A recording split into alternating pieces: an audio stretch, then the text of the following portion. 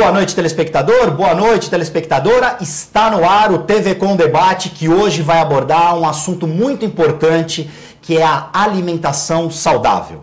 Para falar sobre essa importância da gente ter uma alimentação balanceada, equilibrada e comermos as coisas certas nas horas certas, eu recebo aqui hoje a nutricionista Aline Barreiros. Muito boa noite, Aline. Tudo bem? Boa noite, tudo. E a também nutricionista Marcela Reis. Boa noite, Marcela. Boa noite, Guto. Agora, eu como sou o apresentador aqui e sou muito curioso, elas são nutricionistas, mas cada uma dentro de uma especialidade. Marcela Reis é nutricionista especialista em... Alimentação infantil. Alimentação infantil. Isso. E a Aline Barreiros é nutricionista especialista em... Oncologia. Maravilha. Com essas duas profissionais feras, a gente vai tentar mostrar para você, principalmente as mães, temos pais também preocupados como eu, mas pais que também cuidam da alimentação das crianças, da lancheirinha da escola, preocupados com a alimentação. Principalmente nesse mundo de hoje, que nós vivemos muito na correria, comemos muito mal, a verdade é essa, comemos muito trash food, é gostoso, mas faz mal. Então nós vamos, conversando com essas duas profissionais da nutrição, vamos tentar chegar no meio termo, nem tanto ao mar, nem tanto à terra, mas principalmente para você que quer mudar o seu hábito alimentar, quer melhorar a qualidade de vida ingerindo alimentos saudáveis, essa é a oportunidade. Moças, mais uma vez, obrigado. Eu vou fazer a primeira pergunta, posso fazer para você? Pode. Aline, qual que é a importância hoje de uma alimentação balanceada, seja para a criança, para o adulto ou para o idoso? Uma alimentação balanceada, ela vai influenciar em vários aspectos da sua vida. Na sua questão mental, física, né, para você, na prevenção de doenças, para uma qualidade de vida melhor. Então, na verdade, o nosso corpo ele é movido pelos nutrientes, né? Então, a alimentação ela é de suma importância para que você consiga ter uma boa qualidade de vida e desenvolver suas atividades diárias. Né? E também o alimento ele tem toda uma questão, um contexto cultural, social, né? A gente come todos os dias, mais de uma vez ao dia, para o resto de nossas vidas. A alimentação ela tem um papel muito importante. E as pessoas elas precisam olhar com mais carinho para a comida, né? Para o alimento. Porque hoje em dia, Marcelo, eu queria até a sua opinião dessa mesma pergunta, porque hoje em dia as pessoas acham que comer qualquer coisa tá bom. O importante é encher a barriga, saciar a fome. Sim. Na questão da nutrição infantil, como é que você enxerga, lógico que enxerga com os olhos. Como que você analisa esse quadro, Marcela? Eu acho que para a criança a alimentação ela é até mais importante do que quando a gente pensa para um adulto ou para um idoso, né? A criança está em processo de desenvolvimento, ela precisa aprender muitas coisas ao longo do seu dia, seja na escola, seja em casa, seja em qualquer ambiente, e eu acho que a alimentação ela é crucial para esse desenvolvimento acontecer de maneira adequada, né? Hoje a gente já tem várias pesquisas mostrando que quando essa alimentação não é feita da maneira correta, com uma variedade, com uma qualidade muito boa, a criança vai ter algum problema de saúde, ou no momento que ela está se alimentando ruim, de uma maneira inadequada, ou mais para frente na vida adulta. Tá? A gente tem hoje a questão, após o nascimento, o leite materno. Isso. É o melhor alimento.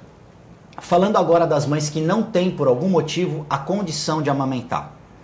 O que essas mães devem fazer para manter o nível de nutrientes dessa criança no mesmo nível? Eu não sei se é possível substituir de alguma forma o leite materno. A gente tem vários leites aí hoje no mercado, várias substâncias que prometem uma nutrição a contento.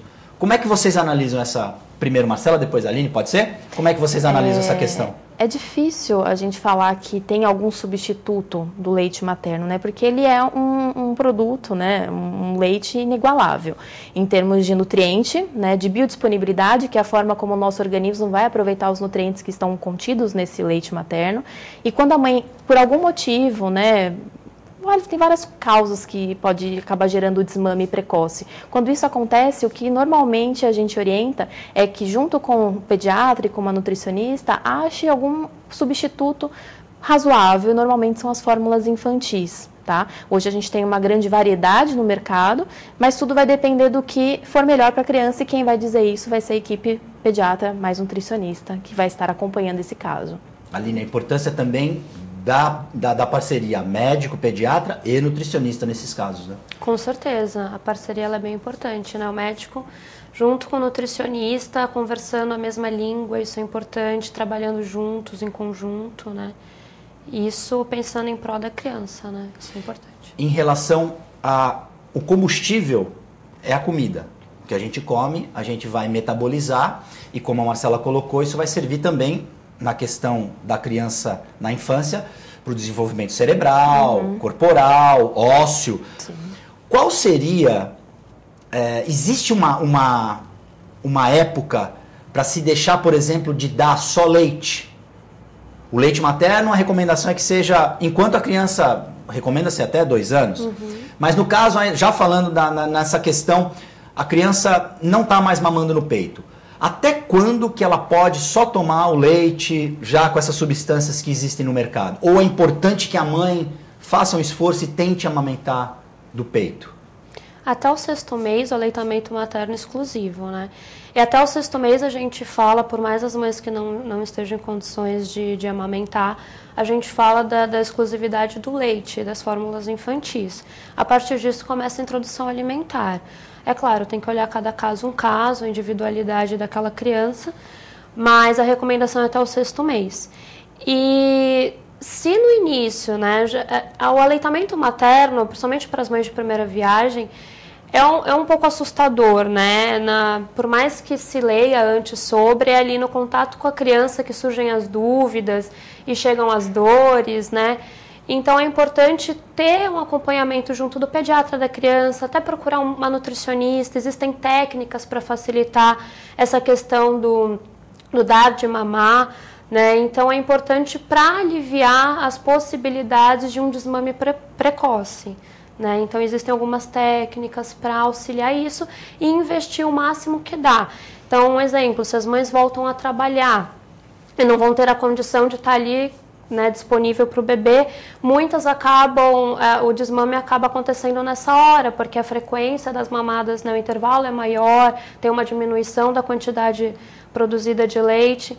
Então, existe até a questão da ordenha para você estar fazendo, né, para você estar tirando leite para a criança e dando durante o período de trabalho da mãe. Existem técnicas para a mãe estar ordenhando, para estar estimulando esse leite também, a produção desse leite. Então, é importante ter esse acompanhamento profissional, caso a mãe tenha alguma dúvida ou encontre alguma dificuldade, não desistir logo de cara e, principalmente, não acreditar em tudo que falam, em tudo que ela lê. Porque muitas vezes o desmame também acontece por falta de informação. Inclusive, na internet existe muito material que não merece muito crédito. Você, como especialista em nutrição infantil, tem a mesma opinião que a Aline? Concordo com tudo que a Aline falou e complementando a sua pergunta sobre até quando que a gente deveria manter o leite na nossa vida, o leite é um alimento que hoje tem sido alvo de várias opiniões, né? E eu acho que a gente tem que tomar cuidado quando a gente lida com essas divergências que hoje existem na mídia e muitos profissionais acabam tendo essa divergência, essa opinião diferente, né? O leite, ele é um alimento fonte de vários nutrientes importantes, fonte de cálcio principalmente. Se a gente pensar numa criança que está em constante desenvolvimento, desenvolvimento ósseo, os ossos estão crescendo, ela está passando por um período que é muito peculiar dessa fase, o leite, ele vem aí agregar valor nutricional a essa alimentação infantil. A gente só retira o leite quando tem algum diagnóstico de alergia ou intolerância. Fora isso, a gente tem que analisar caso a caso para ver se realmente precisa ou não retirar esse alimento, né? Mas só quando a gente tem um diagnóstico mesmo definido é que a gente se preocupa com a retirada. E na fase adulta ou até mesmo para o idoso, ele também continua sendo um alimento fonte de vários nutrientes bacanas que a gente gostaria de manter na alimentação. Então é analisar caso a caso, né? Tem várias pessoas que querem por várias questões e a gente analisa um por um, não tem como generalizar essa opinião. Falando das mamães de primeira viagem, como que as mães e os pais também que acompanham, como identificar que a criança tem a rejeição à lactose? Porque no passado isso não era tão difundido, isso não era inclusive comprovado. Sim. Como existem alguns pontos que as mães e os pais devem observar, pura e simples a criança ingere o leite e aí devolve. Isso, por si só, é a rejeição? a intolerância à lactose nem sempre ela vai se manifestar com um sintoma muito agressivo. Então, não é toda criança que vai ingerir o leite e ter, por exemplo, uma diarreia. Né? Então, os sintomas, eles são diversos e cada criança vai ter um sintoma diferenciado. Não é uma coisa que a gente pode dizer que é padronizada. Então, sempre que a mãe observar que, por algum motivo, a criança tem algum tipo de intolerância ou perceber que a criança manifestou alguma coisa que não é o normal dela após a ingestão do leite, é bacana que ela procure o pediatra, que é o profissional que pode, então, fazer toda a investigação e dar o diagnóstico de intolerância à lactose. Aline? Quer dar o seu pitaco? Fique à vontade. Não, concordo com o que a Marcela falou. Cada criança, ela desenvolve um sintoma diferente. Existem alguns sintomas que são mais comuns, mas isso tem uma variável. E então, se a mãe notar que a criança ela tá diferente, tá com algum sintoma diferente, alguma manchinha diferente, mudou a consistência das fezes, enfim, é bom levar no médico, porque o médico ele consegue pedir exames específicos e aí consegue realmente ter um diagnóstico, né? Também não ficar só no achismo ou tirar, então eu acho que é isso, porque eu escutei falar que a intolerância à lactose dá, por exemplo, assadura, então tira o leite por conta própria. Não, é sempre bom levar num profissional para que ele possa estar solicitando o exame e assim, tirando realmente essa dúvida se é ou não é, às vezes pode ser um outro alimento, às vezes é só uma outra alergia, né? Enfim, alguma outra coisa que não seja nenhum alimento específico. E em que momento entra profissional nutricionista nessa equação aí? Fazendo esse exemplo da intolerância à lactose.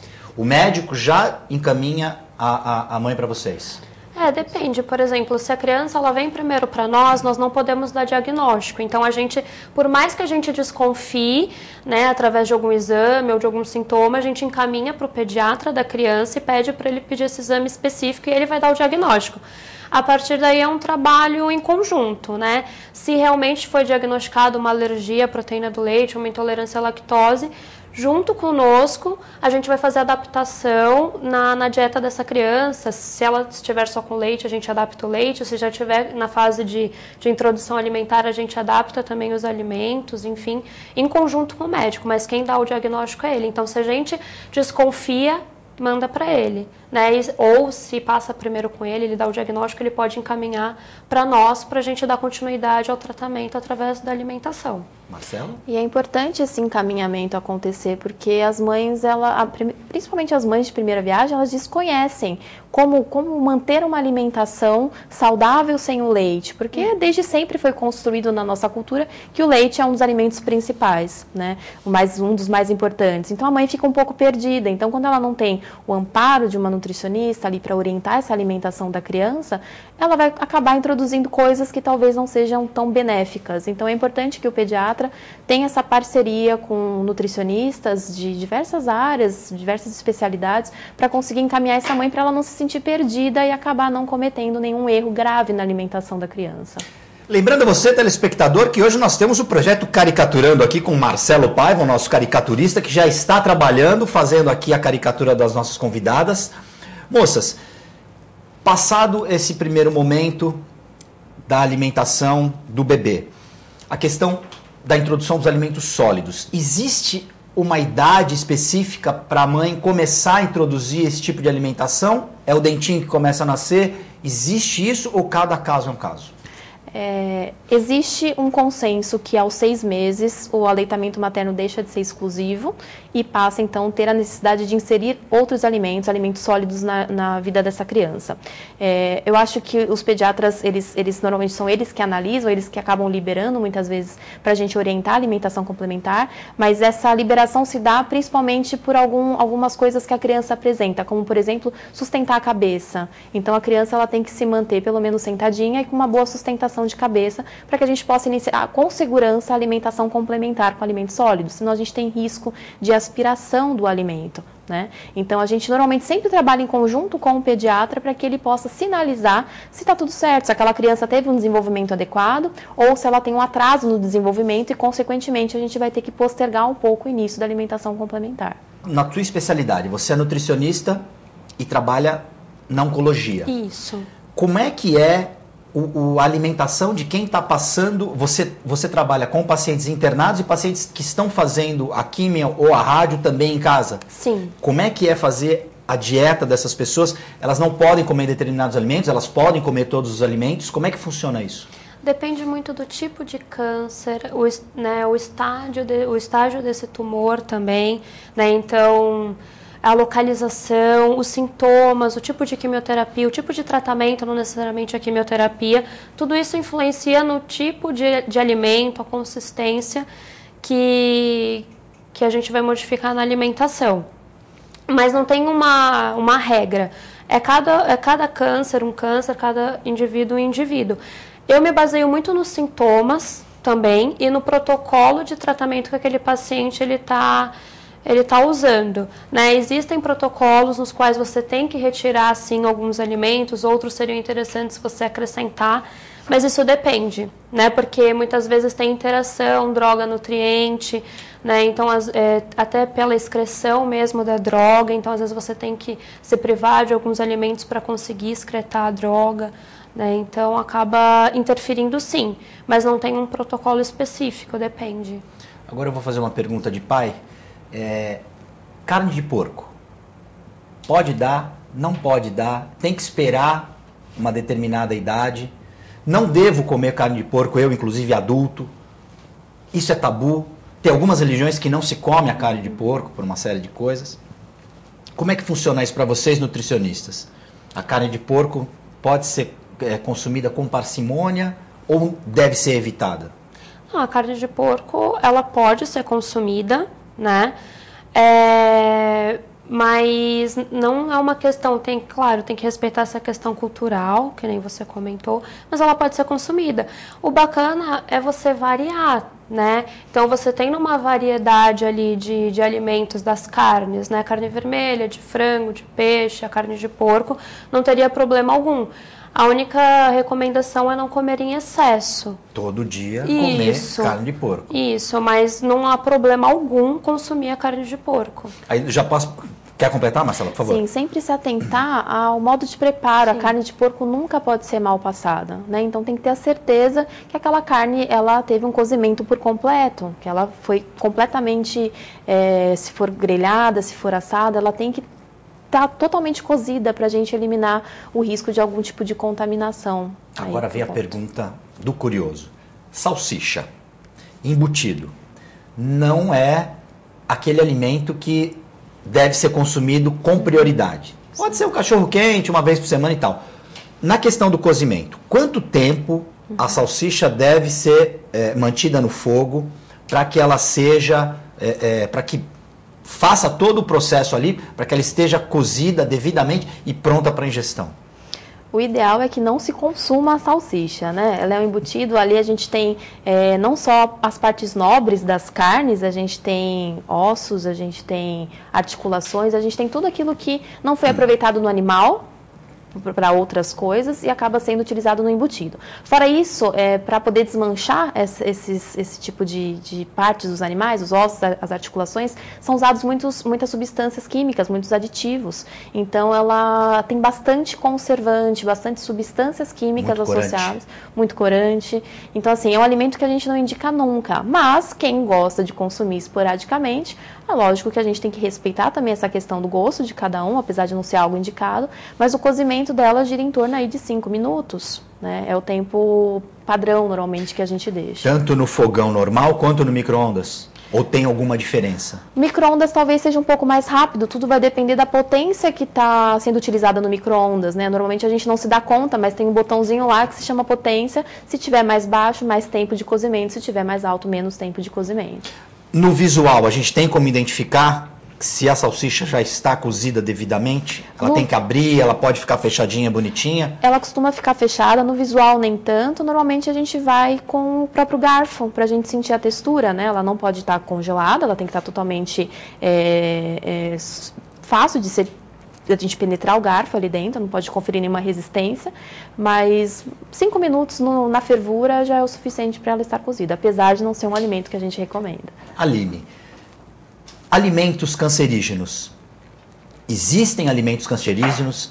Ou se a gente ingerir determinado tipo de alimento com muita frequência, isso pode, lógico, tem a carga do DNA de cada um, mas existe alguma relação entre o consumo de um alimento, por exemplo, a salsicha? A pessoa corre o risco de se consumir muita salsicha e vir a desenvolver um câncer? É interessante essa questão do DNA que você comentou. Hoje em dia se fala que a nossa carga genética ela influencia 5% só. Né? 95% é o nosso estilo de vida, até mesmo pensando em câncer. Né? Então, claro, nós temos uma carga genética ali, uma questão hereditária, mas muito é do nosso estilo de vida, dos nossos hábitos. Isso não envolve só alimentação, mas principalmente a alimentação. Então, tem alguns alimentos, né, tem alguns estudos que mostram a influência de determinados alimentos, entre eles os embutidos, por conta dessa questão que a Marcela falou, dos aditivos, né, que nem nos embutidos tem o nitrito, né, então eles acabam tendo um potencial cancerígeno maior, mas não necessariamente quem consome esses alimentos vai desenvolver algum câncer, né. É meio prematuro afirmar isso. Mas sim, existe alguns estudos que mostram essa relação, mas baseando também no estilo de vida daquela pessoa. Então, a questão de como é no dia a dia dela, o hábito alimentar dela. Ela come em excesso esses alimentos? É só de vez em quando? Quais são os outros alimentos que essa pessoa consome? Como faz atividade física? É uma pessoa estressada? Dorme bem, não dorme? Então, tudo isso acaba influenciando. Se ela é tabagista? Se é tabagista. Se ela consome bebida alcoólica não socialmente, mas um pouco mais fora da média? Sim. Tem algumas relações de alguns cânceres específicos para determinados fatores específicos. Por exemplo, o câncer de pulmão, de laringe, de boca, pode estar mais relacionado também à questão do fumo. Em relação a esses embutidos de intestino, de estômago, tem umas relações maiores, né? Uma predisposição maior. Mas o estilo de vida como um todo influencia. Então, se a pessoa ela já tem ali uma predisposição, isso pode ser sim um gatilho. Né? Mas a gente não pode afirmar 100%, quem come salsicha vai ter câncer, não.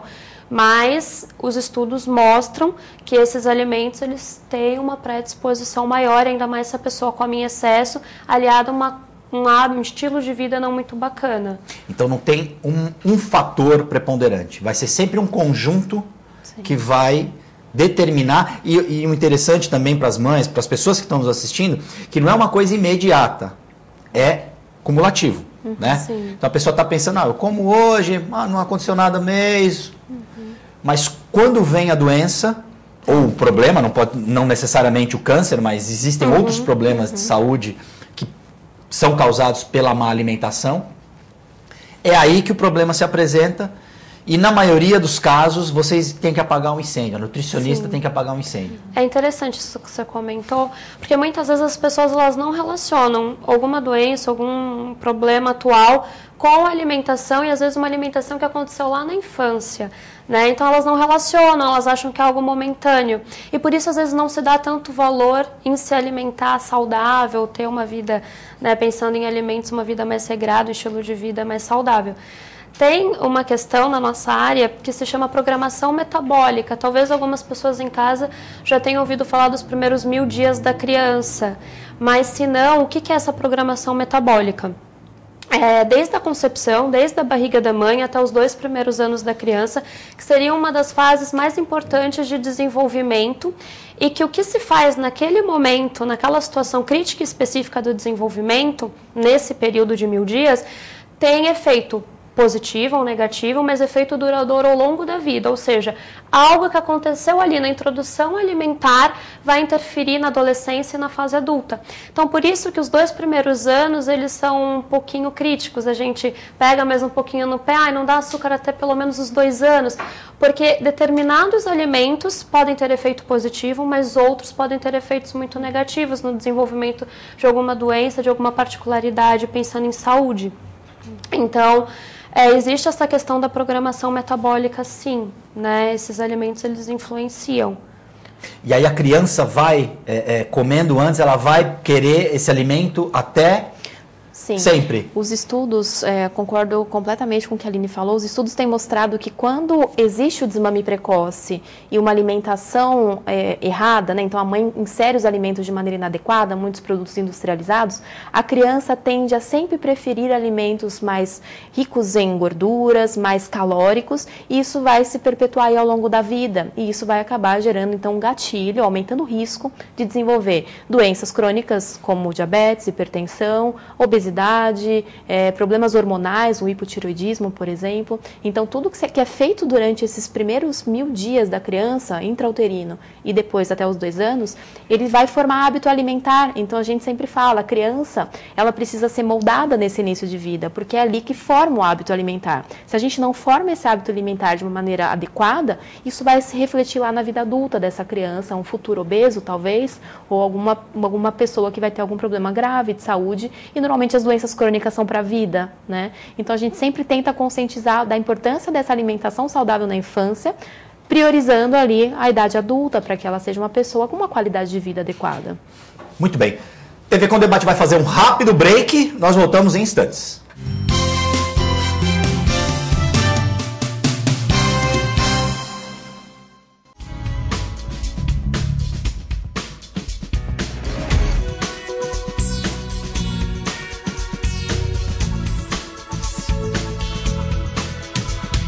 Unilaser, um centro de referência único que, concentrando recursos tecnológicos e a capacitação técnica de seus médicos, pode diagnosticar e tratar as doenças da visão, aplicando uma oftalmologia de ponta com reconhecimento nacional e internacional. Unilaser, unidade oftalmológica de laser. O efeito estufa. Para entender o efeito estufa, pense em um veículo parado sob a luz do sol com todos os vidros fechados. Os raios chegam ao veículo na forma de radiação solar visível, passam pelos vidros e aquecem o interior do veículo. O calor aí gerado tem dificuldade para sair pelos vidros, aquecendo o interior do veículo. O mesmo ocorre com a atmosfera da Terra. Alguns gases, como vapor d'água e gás carbônico, funcionam como o vidro do veículo, deixando entrar a radiação, mas dificultando o retorno do calor para o espaço. Como podemos ver, o efeito estufa é um fenômeno natural que faz com que a temperatura média da superfície da Terra seja de 15 graus Celsius. Sem ele, a temperatura média seria de menos 18 graus Celsius. Quando aumenta a concentração de gases de estufa na atmosfera, o efeito estufa fica mais intenso e fica mais difícil o calor ir para o espaço. Essa diferença causa o aquecimento da baixa atmosfera, elevando a temperatura média da Terra e causando mudanças climáticas.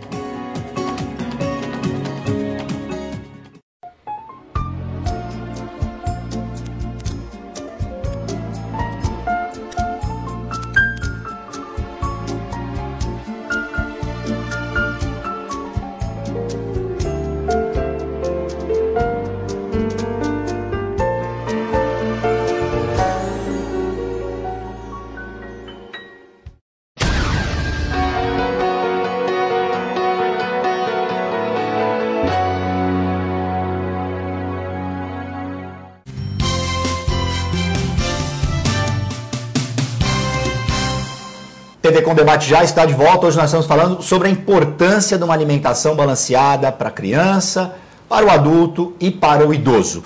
Nós recebemos hoje aqui duas nutricionistas, Aline Barreiros e Marcela Reis. Moças, agora é um pai preocupado que vai fazer essa pergunta. Dar suco, falando de suco, depois a gente passa para a alimentação. O suco, o importante é dar água. Né? A gente sabe, os pediatras, os nutricionistas frisam bastante isso. O importante é dar água ou suco natural. Para aquelas famílias que têm um ritmo de vida um pouco mais atribulado, que a mãe não tem eventualmente aquela disponibilidade de fazer o suco naquele momento para a criança levar para a escola ou para a criança consumir durante uma refeição.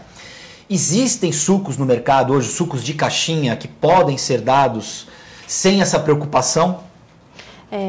É bacana você ter tocado nesse assunto, né? Principalmente dos industrializados, que muitas vezes são vistos como inimigos, porque muitas vezes eles são inimigos mesmo, né?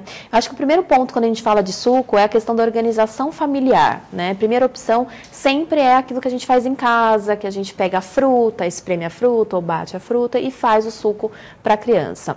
Quando isso não pode acontecer por algum motivo, a gente sempre orienta ao máximo que a pessoa se organize. Então, um dia da semana que ela tire e prepare essas polpas e congele, já é algo que vai adiantar muito no dia a dia dela. Por algum motivo, se nem isso ela conseguir fazer, ou naquela semana foi muita coisa acontecendo, ela não conseguiu se organizar, a gente tem algumas marcas, sim, hoje no mercado, que dá essa opção de ser um suco sem açúcar, sem adição de açúcar, sem conservante. A pessoa só precisa saber ler o rótulo, né? Então, a gente sempre fala que saber ler um rótulo é a salvação para muita coisa na nutrição. E que é muito difícil, porque os rótulos cada vez menores, com nomes estranhos. Com nomes que a gente, como leigos, não sabemos identificar. Então, não tem jeito. Tem que pegar o rótulo. Na dúvida, leva para o pediatra, leva para o nutricionista para pedir opinião. Sim. É importante os pais, né, e a família como um todo estarem cientes do que estão colocando em casa, na mesa, né? Saberem o que estão oferecendo para sua família. Se importarem em ler o rótulo. E se tiver muitos ingredientes e nomes até de difícil pronúncia, não compra então. Se não puder perguntar naquele momento para um profissional, é melhor não comprar. Então, que nem a Marcela comentou, existem hoje produtos, né, exemplo, o suco, que é só a fruta, né? O melhor é o natural, com certeza. Mas ali vai estar até de melhor identificação, vai estar assim, 100% fruta, sem conservante, sem açúcar. Então, quanto menos ingredientes tiver, melhor. Eu vou dar um exemplo de um iogurte, por exemplo, que eu comprei esses dias. Estava até na promoção, não era um dos mais caros, porque às vezes as pessoas acham também que esses produtos vão ser mais caros e também acabam não comprando por isso. Era só leite e fermento lácteo. Ou seja, era o leite e a bactériazinha que ia fermentar o leite para formar o iogurte. Só. E é industrializado, estava no mercado, e eu comprei. Eu preferi esse do que aquele outro que tinha corante, aditivo químico, né, um monte de açúcar, e acabei levando esse para casa, né? Se não tiver sabor, bate em casa com uma fruta, pode oferecer também. Então, são só alguns exemplos que existem sim no mercado, produtos industrializados, que são boas opções, às vezes, para a correria do dia a dia. Mas é importante os pais eles estarem atentos a isso, não comprar só pela marca, não comprar por uma propaganda de televisão, porque a mídia ela influencia muito as nossas escolhas, então tem que tomar cuidado com isso, né? Nem tudo que está mais em visibilidade é o melhor. Então é bom os pais eles começarem a se atentar melhor para essa questão do rótulo. Ou nem sempre a propaganda mais bonita significa que o produto é o mais nutritivo. Eu acho que uma dica boa ao ler a lista de ingredientes, começou a identificar nomes estranhos ou nomes seguidos de números, já não é um alimento tão bacana. Porque aí vai ter o composto químico do elemento que está fazendo. Ele tem que saber identificar. São produtos que eu conheço no dia a dia, são alimentos que eu como no dia a dia, in natura, então é bacana. Agora, começou a ter muito nome estranho, que é difícil a pronúncia, seguido de muitos números, aí a gente já sabe que não é uma boa opção. Lanche da criançada. O que é o melhor para as crianças consumirem na escola? Muita gente faz a lancheirinha e a criança come. É importante ter uma fruta, a questão do sanduíche, a questão do glúten. Vocês já falaram que não se deve dá muito embutido, quer dizer, a questão do presunto e queijo, aquele misto frio, né? Misto quente, é gostoso e tudo. Mas como vocês já falaram, a criança está em formação, esses alimentos é melhor evitar. E o que a gente pode fazer para o lanche também ficar atrativo para a criança comer? Quando a gente fala de lanche, depende muito da faixa etária que a gente está falando, né? Então, hoje a gente tem crianças super novinhas indo para a creche e o lanche dela vai ser muito mais diferente do que uma criança de 6, 7 anos, né? Para as crianças menores, o mais importante é que não tenha açúcar, o açúcar branco de adição que a gente fala, né? Então, se a gente for mandar uma fruta ou um suco, fruta e água, suco, e pode ser uma fruta também, mas sempre ter a fruta é importante, porque ela contém várias vitaminas e sais minerais que são importantes para o desenvolvimento da criança, assim como para qualquer pessoa, mas para a criança de uma forma muito mais importante. Fora isso, a gente pode fazer uma série de receitinhas, bolos e pratos salgados, tortas, que não vão uma série de aditivos e que não levem açúcar também na preparação, né? Então, uma boa técnica para aquela mãe que gosta de fazer bolos, mas sempre as receitas vão 1, 2, 3 xícaras de açúcar, é substituir, por exemplo, por uma banana bem madura. Então, a banana bem madura é bem docinha, então ela faz às vezes. A criança não vai rejeitar, porque se é uma criança que tem uma alimentação saudável já sem açúcar, ela tem um paladar já mais trabalhado nessa parte do alimento saudável. Então, a gente não precisa se preocupar. Para nós, adultos, provavelmente vai estar um pouco sem açúcar, mas para a criança vai estar bacana. A mesma coisa o sal para o prato salgado, né? Muitas vezes a gente come e fala, eu colocaria um pouco mais de sal. Mas a criança tem um paladar diferenciado, ela ainda não foi submetida, exposta a tanto sódio nos alimentos. Isso eu estou falando da criança que não come tanto industrializado ou que não come industrializado. Então, a gente normalmente deixa sempre um pouco mais insosso, né? Sem sal, sem muito açúcar. E uma opção é fazer isso com frutas, com a banana, com a uva passa, por exemplo. É um pouco mais caro, mas tem as tâmaras também que a gente pode usar em substituição ao açúcar. E para a criança maior, sempre pensando em porções também maiores, porque a fome vai ser um pouco superior à criança pequena, a gente segue nessa mesma vertente. Então, sempre que possível, alimento industrializado tem que sair da lancheira, tá? A não ser casos bem esporádicos, mas no dia a dia é bom retirar. E sempre que for fazer alguma preparação, sempre usar coisas naturais, temperos naturais, nada de tempero em pacotinho, em cubinho, mostarda, nada disso. ketchup. Evitar o máximo possível, deixar esses alimentos para situações, para ocasiões esporádicas, Uma né? emergência. E deixar às vezes também para um evento, para alguma coisa que já não vai ter jeito, né? Você vai numa festinha infantil, você muitas vezes não vai levar a marmitinha do seu filho com coisas porque a criança vai querer comer. Então, deixar para essas ocasiões, que são muitas na infância, Sim. sempre tem festinha de amiguinho, e em casa tentar seguir um padrão diferenciado, isso é o mais importante. Eu gosto muito, assim, às vezes os pais, eles pedem uma ilustração. Ah, então tá, mas como montar, né? Algo mais ali prático e visível. Eu sempre, para se tornar até mais fácil, eu dou três itens essenciais. Você tem um blog, inclusive, Tenho. que você dá essas dicas. Tenho, de alimentação infantil. Foi até um blog que eu criei por conta da minha filha. Porque daí muitas amigas minhas, né, enfim, que tinham criança também, falavam, poxa, Aline, mas como que você faz com tal coisa? Eu criei esse blog para debater assuntos pertinentes também de alimentação infantil, mas lá eu posto muitas receitas. Essas receitas até que a Marcela comentou, de substituição de açúcar, o que pode colocar. Então, no blog tem até um bolo que não vai açúcar, não vai leite, e vai a banana e a uva passa para adoçar. Então, tem algumas receitas alternativas que são muito gostosas, super práticas, não é nada difícil, e que dá para você incluir para a criançada, e é uma coisa que eles vão gostar. Fica né? gostoso, Fica é saboroso. É saboroso. Né? Porque às vezes as pessoas têm um pouco de preconceito, a alimentação saudável é ruim. E não, na verdade não, a alimentação saudável ela é prática, ela é saborosa, né? Só que às vezes demanda um pouquinho mais de tempo, porque exige talvez uma preparação. Né? Mas não é que é algo difícil de ser executado. E pensando nos 3 itens, eu sempre gosto assim de exemplificar para os pais um carboidrato. Então, o que seria o carboidrato? Não necessariamente pão, tá? Mas pode ser, por exemplo, na forma de sanduichinho, pode ser uma panquequinha feita com aveia entraria no carboidrato, um pãozinho de queijo, às vezes um biscoitinho de polvilho. Eles acabam entrando, uma batata doce, às vezes as pessoas têm preconceito, mas por que não? Às vezes dá para mandar a batatinha doce. Hoje em dia existem até chips, né, que dá para fazer em casa também, de legumes. Então, chips de cenoura, de batata doce, como se fosse salgadinho, dá para as crianças levarem, são bem saborosos também. Depois do carboidrato, uma fonte de proteína, que pode vir dos lácteos, então um iogurte, um leite, um queijo, mas também pode vir na forma do atum, do frango, então fazer um patezinho com esses alimentos, até pensando nas oleaginosas, então amendoim, então às vezes uma pasta de amendoim também dá para colocar. Frutas e legumes, né? Então pode estar acrescentando as frutas, e os legumes também, por que não? Então, às vezes, colocar aquelas mini cenouras ou tomatinho cereja, né? E às vezes tem aquela questão, mas será que as crianças vão comer?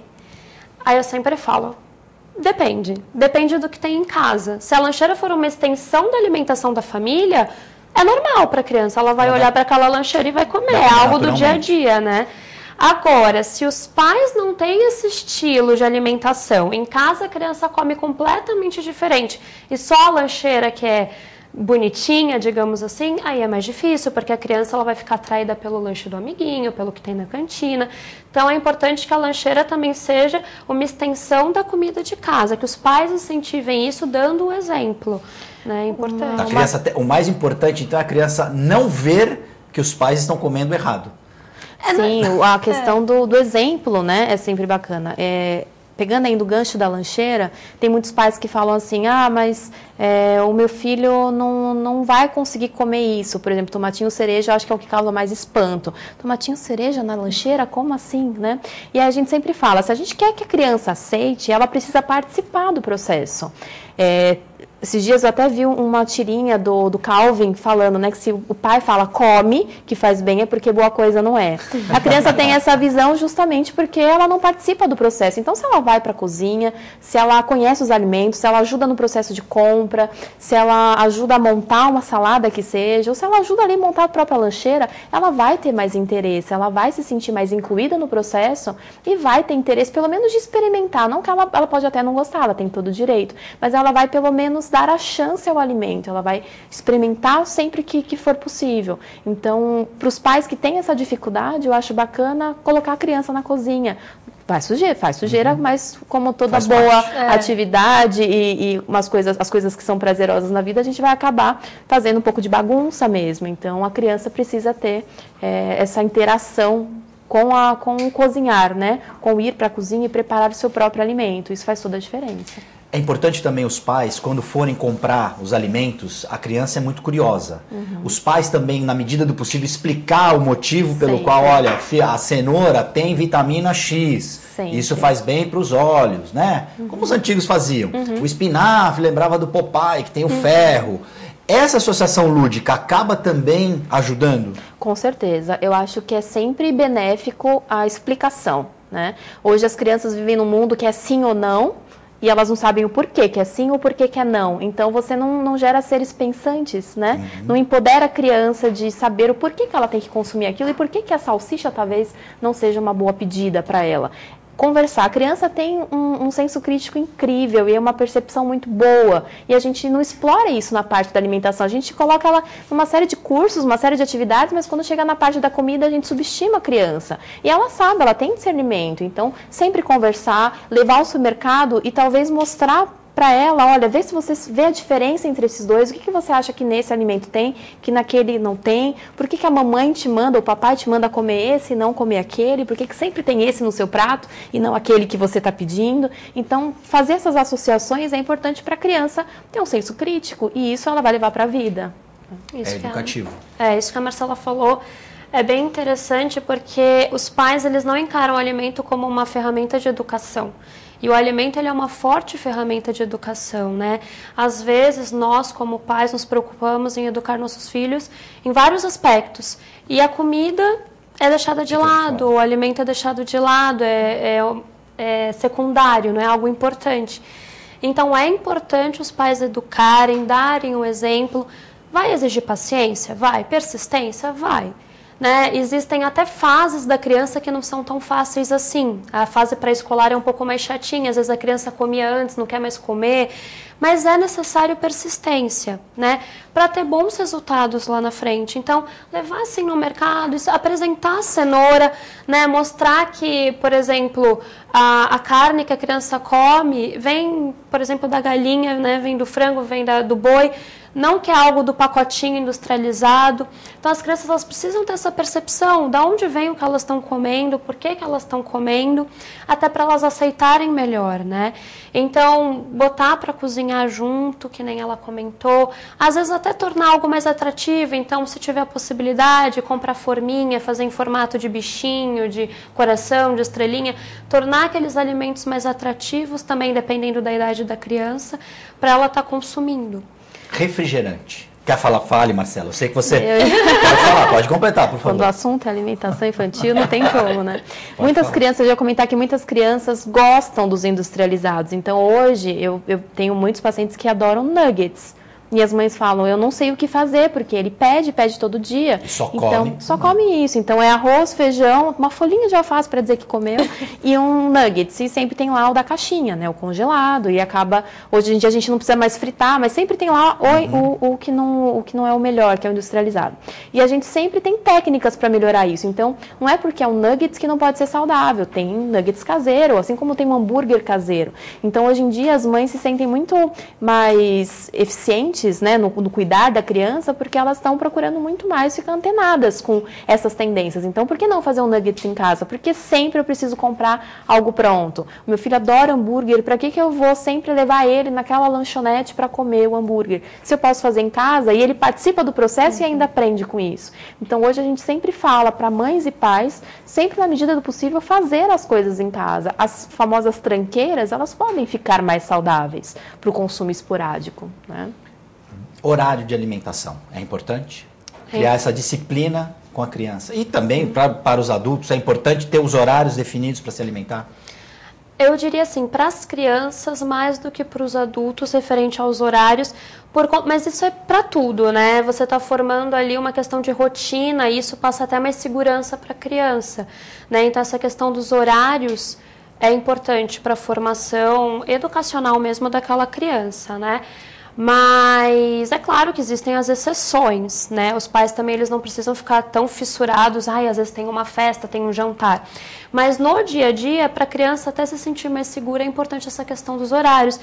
E para elas aprenderem que cada momento é um momento de um determinado alimento, principalmente na fase quando eles são muito pequenininhos, né? Então, por exemplo, o almoço é o horário da refeição em família, tem aqueles determinados tipos de alimento, tem as verduras, tem os legumes, né? Então, não trocar o almoço, às vezes, por um lanche quando eles são muito novos, ou às vezes uma bolacha porque não quis comer, né, para eles conseguirem identificar o horário de cada alimento, isso é importante.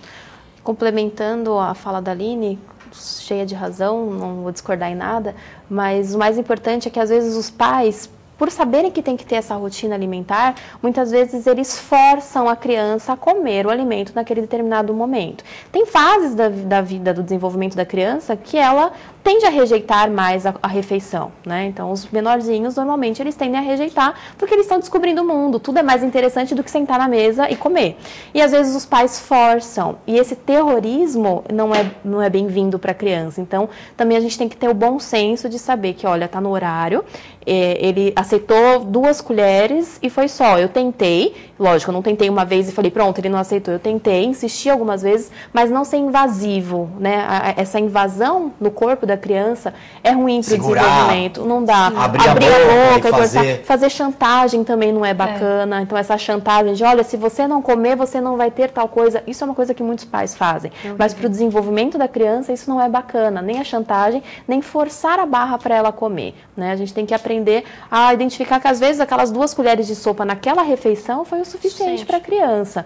E que na próxima, a gente vai oferecer o alimento que é da próxima refeição, né? Tem muita gente que fala, vai ficar de castigo, vai comer isso no lanche da tarde também. O prato frio. A criança não tem esse discernimento. Ela está ali sentindo o que o corpo está falando e naquele momento o corpo não quis aquele prato inteiro, aquela refeição por completo. Então a gente não pode também gerar esse terrorismo, né? Essa invasão ao corpo da criança. E tem a questão de quando a criança estiver com fome, ela vai pedir para comer.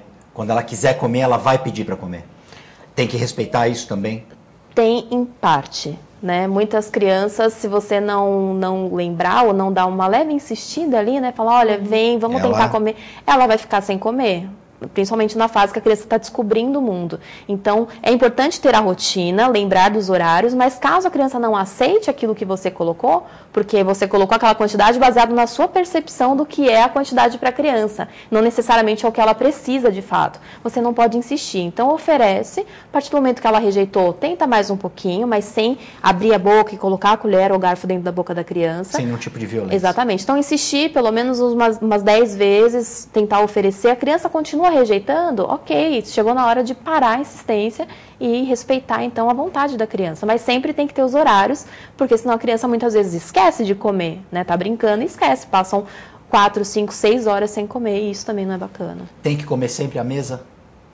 Ou pode comer vendo televisão, pode comer na sala, não é bom, né? Não é bom para a formação até do hábito alimentar dela, do comportamento, na verdade, alimentar daquela criança. Porque quando ela está vendo televisão, ela se distrai com o programa que ela está assistindo e não presta atenção no alimento. Dependendo da idade da criança, é crucial que ela preste atenção na cenoura, no arroz, no feijão, que ela identifique a cor, né, que ela saiba que a cenoura é laranja, o que ela está botando na boca, senão ela come por automático. Isso acontece com a gente até hoje. Às vezes a gente senta vendo um filme, vai comendo, nossa, já acabou. E para a criança a mesma coisa. Então, para ela identificar também os alimentos e isso se tornar do hábito dela, é necessário que ela enxergue aquilo, né? Porque senão, até mais para frente, depois, é mais difícil dela aceitar determinados alimentos. Então, é importante que ela identifique, né? E que ela crie uma rotina também. E é nessa hora que ela está na mesa, se os pais tiverem oportunidade de estar junto, é bacana. Compartilhando aquele momento, comendo as mesmas coisas que ela. Sim, porque vai servir de exemplo. Além de ser um momento gostoso em família, ela vai conseguir identificar o prato do irmão, o prato do pai, da mãe, que o pai também está comendo a verdura, por isso que ele tem que comer, que aquela é a comida da família, né? Então é importante esse sentar à mesa, esse compartilhar da comida, né? Não só por questão mesmo de identificação e exemplo, mas até por questão familiar mesmo, de convívio, de ser um momento prazeroso.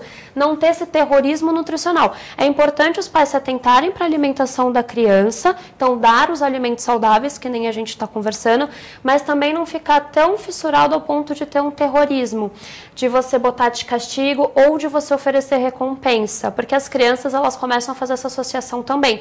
Ah, então tá bom, eu tenho que comer o brócolis, porque daí eu vou ganhar um bombom, ou seja, o brócolis é tão ruim que para eu comer eu tenho que ganhar um bombom, e o bombom é tão bom que ele é uma recompensa. Você começa a inverter o valor das coisas, né? Então também isso não é bacana. Mas o sentar à mesa é muito importante. Nós, infelizmente, estamos chegando no final do programa. Queríamos falar sobre os adultos, sobre os idosos, mas as duas aqui vão voltar ao nosso programa. Eu vou receber aqui a charge do nosso artista Marcelo Paiva. E eu vou deixar uma última pergunta aqui. Eu pediria que vocês fossem bem sucintas. Vou mostrar aqui.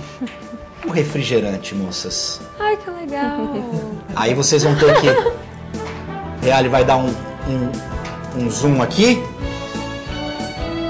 Aí. E aí eu vou ler. Eu lerei aqui. TV com debate, tomate, cereja, programação metabólica, boa alimentação. É isso aí. Aline Barreiros e Marcela Reis. Moças, eu vou entregar aqui. Posso entregar? A Aline está mais perto, mas o desenho é compartilhado. Tá bom. Eu queria que vocês falassem rapidamente sobre o refrigerante e depois o contato de vocês, como que as pessoas podem procurar vocês para melhores orientações, por favor. Tá bom. Refrigerante. Não indico. Para nenhuma idade. Para nenhuma idade, para ninguém. Adultos. Inclusive os adultos, independente da idade. O refrigerante é um dos alimentos que não trazem benefício algum. Né? As pessoas tomam porque estão acostumadas, porque é gostosinho, mas não que traga algum valor. Né? Na verdade, traz muitos malefícios. Então, são bebidas, os refrigerantes podem causar câncer. Tem substâncias cancerígenas? Tem substâncias cancerígenas. Que integram a fórmula dos refrigerantes. Sim, tem substâncias que, né, são substâncias em excesso, podem... Aumentam o risco. Aumentam o risco. Depende, cada caso é um caso, mas devemos procurar evitar, e principalmente com as crianças. O suco é tão mais gostoso, né? Por que não escolher um suco natural? Eu estou aprendendo isso porque eu gosto daquele refrigerante preto com rótulo vermelho. E para minha filha eu digo que é xarope. Ela até agora está acreditando, mas eu vou ter que parar de tomar. Vai chegar num ponto que ela vai se espelhar em você. É verdade. Ela vai pedir para tomar. Ainda não pediu, não sei como, mas eu procuro evitar de tomar na frente dela. Bacana. Mas eu preciso também me policiar. Bacana. Marcela Reis, muito obrigado. Obrigada a você. Aline Barreiros, um abraço ao Alexandre Fanta. Não vou revelar quantos anos nós temos, mas nós somos colegas de escola. Um excelente jogador de basquete. Um abraço. Espero que você tenha gostado do entrevistador aqui. Não coloquei a Aline numa situação desconfortável, mas se eu tivesse colocado, com certeza ela ia sair muito bem, porque ela é muito bem capacitada. Um abraço para o Alexandre Fanta. Ele vai ficar todo feliz. Vou disponibilizar o link da entrevista para o Alexandre Fanta curtir lá e também compartilhar bastante na rede social. Marcela, o endereço de vocês, do blog, o endereço do blog, por favor. Tá.